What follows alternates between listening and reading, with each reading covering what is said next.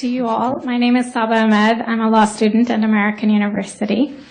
I am here to ask you a simple question. I know that we portray Islam and all Muslims as bad, but there's 1.8 billion Muslim followers of Islam.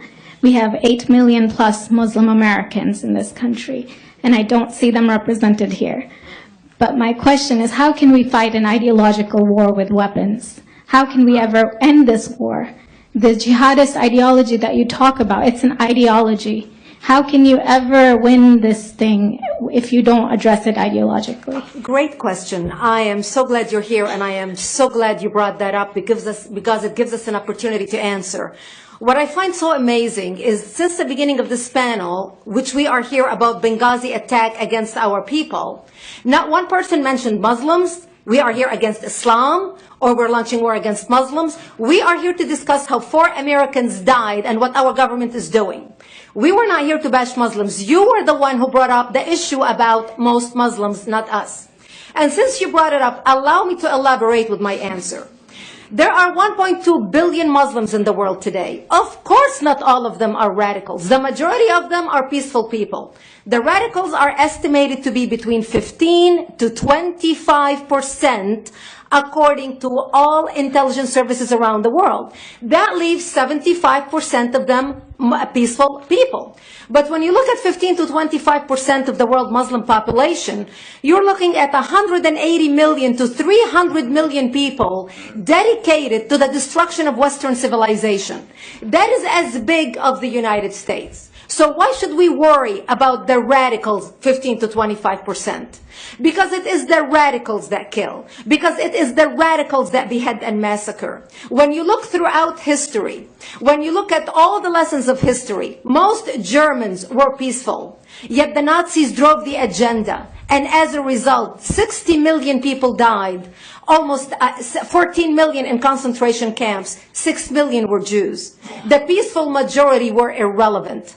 When you look at Russia, most Russians were peaceful as well.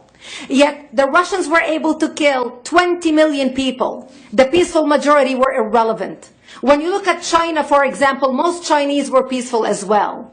Yet the Chinese were able to kill 70 million people. The peaceful majority were irrelevant. When you look at Japan prior to World War II, most Japanese were peaceful as well. Yet Japan was able to butcher its way across Southeast Asia, killing 12 million people, mostly killed with bayonets and shovels. The peaceful majority were irrelevant. On September 11th in the United States, we had 2.3 million Arab Muslims living in the United States.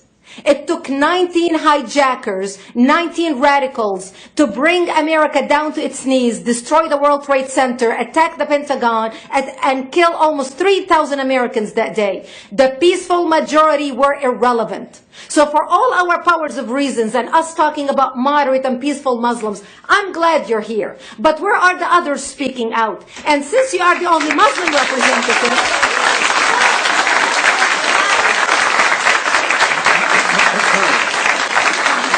save the applause till the end.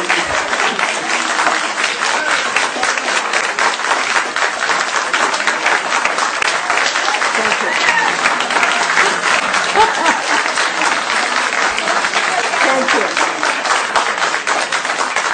And since you're the only Muslim representative in here, you took the limelight instead of speaking about why our government, and I assume, are you an American? You're an American citizen. So as an American citizen, you sat in this room, and instead of standing up and saying a question or asking something about our 4 Americans that died and what our government is doing to correct the problem, you stood there to make a point about peaceful, moderate Muslims. I wish you brought 10 with you to question about how we can hold our government responsible. It is time we take political correctness and throw it in the garbage where it belongs and start calling it fair.